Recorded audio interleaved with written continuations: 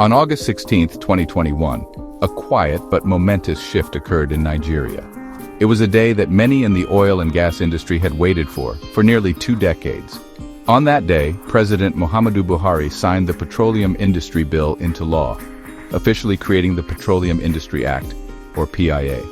For years, this bill had been debated, amended, and stalled. It was a story of false starts and political gridlock. So, when the news finally broke, it was met with a mix of cautious optimism, deep relief, and honestly, a healthy dose of skepticism. In the bustling offices of Lagos and the operational hubs of Port Harcourt, a collective breath was held, then released. The game had finally changed.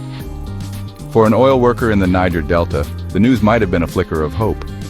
For so long, they had operated under a system that felt disconnected from their reality. They saw immense wealth flowing from their land, but felt the sting of environmental degradation and a lack of direct benefits. The PIA promised something different, a direct stake in the industry through community trusts. For an investor in London or Houston, the signing was a signal. It was a signal that Nigeria was finally getting serious about creating a stable, predictable, and competitive environment. The old, confusing rules had driven many away. The PIA was a promise of clarity and a modern framework for doing business. The mood was not one of wild celebration, but of profound significance. It was the end of a long, frustrating wait and the beginning of an entirely new chapter. Think about it. For 20 years, Nigeria's most vital industry ran on laws written in the 1960s. The world had moved on, but our rulebook was stuck in the past. This created uncertainty, and uncertainty is the biggest enemy of investment. The PIA was more than just a piece of legislation. It was an attempt to press the reset button on our entire relationship with oil and gas, promising a future that was fairer, more transparent, and more prosperous for everyone. This wasn't just about big oil companies. The ripple effects were meant to touch everyone, from the engineer hoping for new projects, to the local entrepreneur wanting to supply services to the industry. The PIA held a promise.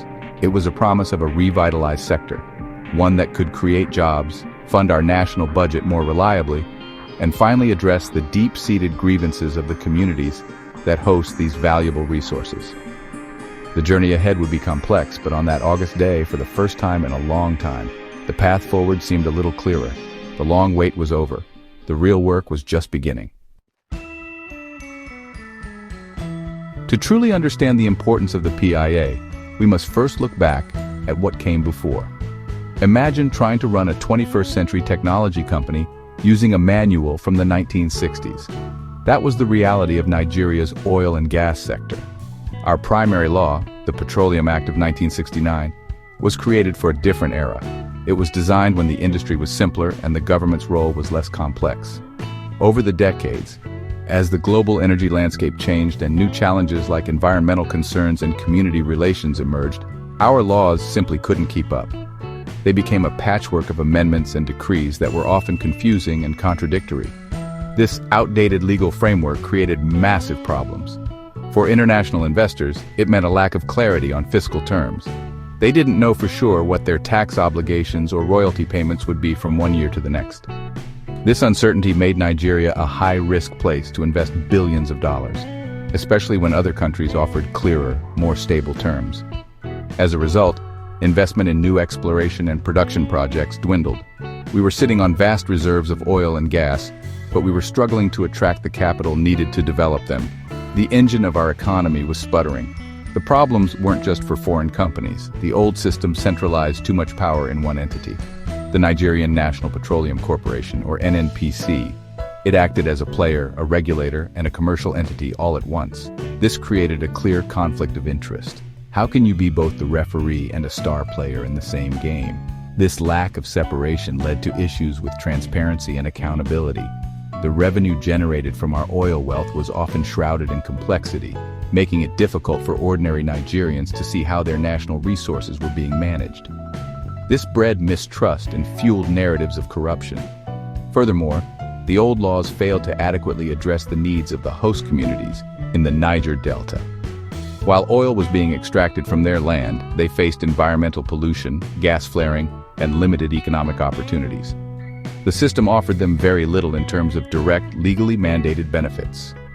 This neglect created a cycle of protest, conflict, and sabotage, which further destabilized the industry and increased operational costs for companies. It became clear that without a new law, one that was modern, clear, and fair to all stakeholders, our oil and gas sector would continue to underperform, holding back the entire nation's potential. One of the most significant changes introduced by the PIA was the complete restructuring of the industry's regulatory bodies. The old system, where the Department of Petroleum Resources, or DPR, tried to oversee everything, was inefficient. To fix this, the PIA dissolved the DPR and created two new, powerful, and specialized agencies. This was a strategic move to bring clarity, focus, and expertise to the governance of the sector. The goal was to separate roles clearly, so that each part of the industry had a dedicated regulator watching over it. This is a fundamental principle of good governance, and it was long overdue in our oil sector.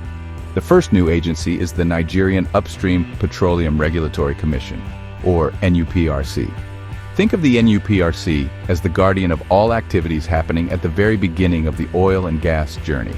This includes everything related to exploration, searching for oil and gas, drilling and production, bringing it out of the ground. The NUPRC is responsible for issuing licenses, monitoring operations to ensure they are technically sound and safe, and making sure companies meet their production targets. Its role is to be the technical and commercial regulator for the entire upstream sector, ensuring that Nigeria gets the most value from its resources right from the source. The second agency is the Nigerian Midstream and Downstream Petroleum Regulatory Authority, also known as the NMDPRA. If the NUPRC handles the beginning of the journey, the NMDPRA oversees the middle and the end. This includes the midstream sector, which involves the transportation of crude oil and gas through pipelines, processing, and storage. It also covers the entire downstream sector, which is the part of the industry that most Nigerians interact with daily. This includes refining crude oil into products like petrol and diesel, and regulating their distribution and sale at fuel stations. The NMDPRA's job is to ensure a smooth, efficient, and fair market for petroleum products. By creating these two distinct regulators, the PIA aims to eliminate the confusion and overlaps of the past. Each agency has a clear mandate. The NUPRC focuses on maximizing our crude oil production and reserves, while the NMDPRA works to build a robust domestic gas market and ensure that fuels are readily available to consumers at a fair price. This separation is crucial for attracting investment. Investors now know exactly which agency to deal with, what the rules are, and who holds them accountable. It's a move from a one-size-fits-all approach to a specialized system designed for the complexities of the modern energy world. For decades, the Nigerian National Petroleum Corporation, or NNPC, was the face of Nigeria's oil industry. However, it was a government corporation entangled in policy-making and regulation while also trying to operate as a business. This dual role created inefficiencies and raised questions about its commercial viability and transparency. The PIA brought about the most radical transformation in the corporation's history. It mandated the incorporation of NNPC as a new entity, Nigerian National Petroleum Company Limited, or NNPC Limited. This wasn't just a name change, it was a fundamental shift in its entire structure and purpose. Under the new law, NNPC Limited is a commercial enterprise, registered under the Companies and Allied Matters Act. Just like any other private company in Nigeria, this means it is no longer a government agency. Instead, it is a limited liability company with the primary goal of making a profit. Its relationship with the government has changed. The government, through the Ministries of Finance and Petroleum, acts as the primary shareholder on behalf of the Nigerian people. NNPC Limited is now expected to operate efficiently, pay taxes, and declare dividends to its shareholders, just like any major corporation. This transformation has profound implications. First, it introduces a new level of accountability. As a commercial entity, NNPC Limited must be profitable and transparent. It is expected to publish its audited financial statements, allowing the public and its shareholders to scrutinize its performance. This is a massive step away from the opacity that often characterized the old NNPC. The goal is to run the national oil company like a world-class business, such as Brazil's Petrobras or Saudi Arabia's Aramco. The act even contains provisions that could allow for the sale of shares to the public in the future, which would further increase transparency. The practical effect of this change is that NNPC Limited can now operate with more autonomy and commercial focus. It can raise capital from the financial markets for its projects without relying solely on government funding. It can enter into joint ventures and partnerships with more agility, driven by business logic rather than political directives. For the Nigerian economy, this means our national oil company is now positioned to create more value from our petroleum resources. A profitable and efficient NNPC Limited means more revenue for the Federation, which can then be used to fund critical infrastructure, healthcare, and education for all Nigerians. A major obstacle that held back investment in Nigeria's oil sector for years was our outdated and complex fiscal system. The rules about taxes and royalties were often unclear and honestly seen as uncompetitive compared to other oil-producing nations. The PIA set out to completely overhaul this system, creating a new framework designed to be clearer, fairer, and more attractive to investors, while still ensuring that Nigeria gets its rightful share of the revenue. This financial cleanup was one of the most critical parts of the new law, as it directly impacts the profitability of projects and the government's income. The old system, primarily based on the Petroleum Profit Tax, or PPT, was replaced with a new two-tiered structure. The first is a hydrocarbon tax. This tax applies specifically to profits from crude oil produced in onshore and shallow water areas. The rate is set at a reasonable level to encourage continued investment in these mature basins. Crucially, deep water operations, which are technologically challenging and very expensive, are exempt from this tax. This is a major incentive designed to attract the large international companies with the expertise and capital required to develop our deep water fields, which, honestly, hold the key to growing Nigeria's production. On top of the hydrocarbon tax, all upstream companies, including those in deep water, are now subject to the Standard Companies Income Tax, or CIT. This is the same tax that companies in other sectors of the Nigerian economy, like banking and telecommunications, pay. This change brings the oil and gas industry in line with the rest of the economy, simplifying the tax code and making it more transparent. By separating the taxes this way, the PIA creates a system that is easier to understand and administer, reducing the likelihood of disputes between companies and the government. The PIA also modernized the royalty system. Royalties are payments made to the government based on the volume of oil or gas produced. The new rates are flexible, varying based on the production level and the terrain, onshore, shallow water, or deep water. To protect the country's interests during periods of high oil prices, the PIA also introduced a price-based royalty. This means that when oil prices climb above a certain threshold, an additional royalty is triggered, ensuring that the Nigerian people benefit from the windfall. This new fiscal framework aims to strike a delicate balance, providing enough incentive for companies to invest while maximizing government revenue for national development. For too long, Nigeria has been known as an oil nation with some gas. The PIA aims to change that narrative and reposition us as a major gas nation. Natural gas is a cleaner burning fuel than oil and is crucial for powering our industries, generating electricity, and driving economic growth. However, our gas sector has been largely underdeveloped due to a lack of infrastructure and unattractive commercial terms. The PIA introduces specific provisions to finally unlock Nigeria's vast gas potential, treating it as a valuable commodity in its own right, not just as a byproduct of oil production. To stimulate investment, the Act provides strong fiscal incentives for gas projects. This includes lower royalty rates for natural gas compared to crude oil and tax breaks for gas-focused developments. The law also includes measures to tackle the long-standing problem of gas flaring, the wasteful burning of gas during oil production. By making the penalties for flaring more stringent and creating a proper market for gas, the PIA encourages companies to capture and process this valuable resource instead of burning it away. This is a win-win situation. It reduces environmental pollution and turns a wasted resource into a source of energy and revenue. The PIA also established the Midstream and Downstream Gas Infrastructure Fund. This dedicated fund, financed by a small levy on petroleum products, is designed to support private investment in critical gas infrastructure. This includes building more pipelines, processing facilities, and storage terminals. This infrastructure is the backbone of a thriving gas market. It will allow us to transport gas from the fields in the Niger Delta to power plants, factories, and homes across the country, creating what has been called the decade of gas. This will help solve our chronic electricity shortages and reduce our reliance on expensive diesel generators. Alongside the focus on gas, the PIA seeks to secure the long-term future of our petroleum industry by encouraging exploration in new areas. It established the Frontier Exploration Fund, which is funded with a portion of NNPC Luti's profits.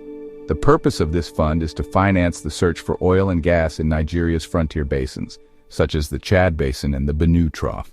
While this has been controversial, the goal is to expand Nigeria's reserve base, ensuring that our oil and gas industry continues to contribute to the economy for generations to come, even as our existing fields mature and decline.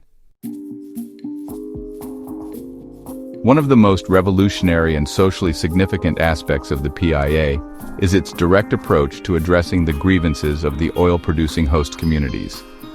For decades, the people of the Niger Delta have lived with the paradox of producing the nation's wealth while suffering from environmental degradation and economic marginalization.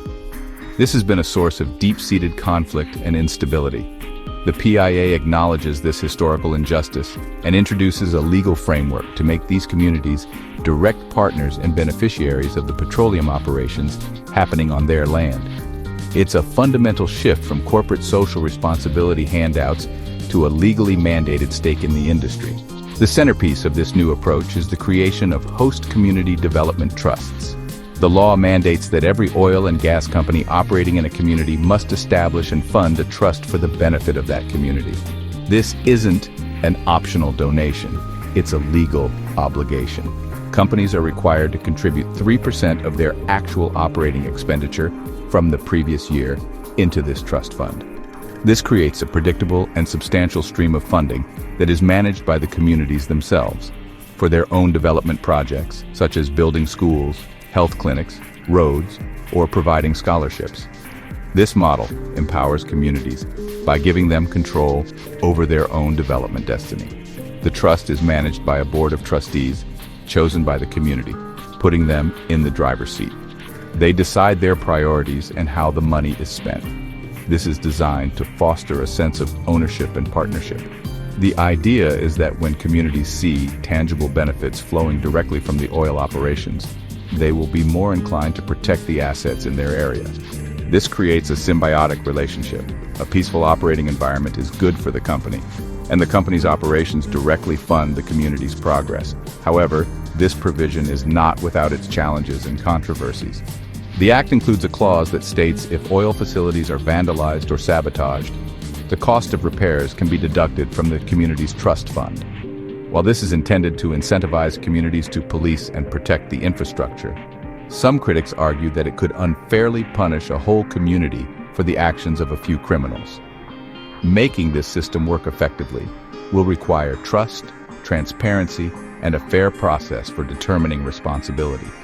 The success of the host community development trusts will be a true test of the PIA's ability to bring lasting peace and prosperity to the Niger Delta. Since the PIA was signed into law, Nigeria has begun a complex and challenging journey of implementation. The early days have been a mix of promising progress and significant growing pains. On the investment front, the clarity provided by the new law has started to yield positive results. We have seen major deals such as the acquisition of Shell's onshore assets by a consortium led by a Nigerian company, Renaissance Africa Energy. This shows a growing confidence among local players to invest heavily in the sector. Furthermore, the 2024 oil block licensing round, conducted under the transparent guidelines of the PIA, attracted significant interest, a positive sign for future exploration. However, one of the most immediate and painful impacts for ordinary Nigerians was linked to the PIA's push for deregulation. In mid-2023, the government finally removed the long-standing and costly fuel subsidy. While this was a necessary step to free up government funds and put an end to a corrupt system, it led to a sharp increase in the price of petrol. This caused widespread economic hardship, as transportation and food costs soared. For many citizens, This painful adjustment has been the most visible consequence of the new policy direction, and it highlights the difficult trade-offs involved in reforming the sector. The new regulatory bodies, NUPRC and NMDPRA, are now up and running, working to implement the thousands of pages of regulations that give life to the PIA. They are managing the complex process of converting old licenses to the new PIA terms and ensuring that companies are setting up their host community development trusts. This is a monumental administrative task, and building the capacity of these new institutions to effectively regulate a multi-billion-dollar industry will take time. Their success is critical to the long-term success of the entire reform effort. On the environmental front, the PIA's provisions for a decommissioning and abandonment fund and an environmental remediation fund are steps in the right direction. These funds are designed to ensure that companies set aside money to clean up their operational sites at the end of a project's life. This is a crucial change that aims to prevent the legacy of pollution that has plagued the Niger Delta. The early days of the PIA show a sector in transition. There are signs of a healthier investment climate, but the social and economic adjustments, like the removal of the fuel subsidy, are proving to be very difficult for the population to bear. The Petroleum Industry Act of 2021 has undoubtedly set Nigeria on a new course. It has replaced an archaic and broken system with a modern framework that promises transparency, efficiency, and fairness. By commercializing NNPC, creating independent regulators, modernizing fiscal terms, and giving host communities a legal stake, the PIA has laid the foundation for a revitalized oil and gas sector. The key lessons so far are clear. Bold reform is necessary, but implementation is everything. The law itself is just a blueprint. Building the future we want requires persistent effort, political will, and the cooperation of all stakeholders. As we move forward, several critical questions remain. How can we ensure that the host community development trusts are managed transparently and effectively, free from local politics and corruption, to deliver real development? The success of this initiative will determine whether we can finally achieve lasting peace in the Niger Delta. Another pressing question is how Nigeria will balance the push to explore for more oil in frontier basins with the global transition towards cleaner energy. Can we use the revenue from our fossil fuels today to wisely fund our transition to a more diversified green economy tomorrow? Furthermore, will the new commercial NNPC Limited truly operate with the discipline and transparency of a world-class company? Its performance will be a major test of the reform. The public will be watching closely to see if it delivers profits and dividends to the nation as promised. We must also ask how the government will manage the social impact of policies like subsidy removal. How can we cushion the effect on the most vulnerable Nigerians and ensure that the long-term benefits of reform are widely shared and understood, not just felt as short-term pain? The PIA is not a magic wand. It is a tool. Its success will not be measured by the elegance of its clauses, but by its real-world impact on the lives of Nigerians. It will be measured in new jobs created, in stable electricity powered by our gas, in cleaner environments, in peaceful communities, and in the increased government revenue available for schools and hospitals. The road ahead requires constant vigilance, adaptation, and an honest conversation about what is working and what needs to be improved. The real work has just begun, and it is up to all of us, government, companies, and citizens, to ensure that this revolution truly delivers on its promise for a better Nigeria.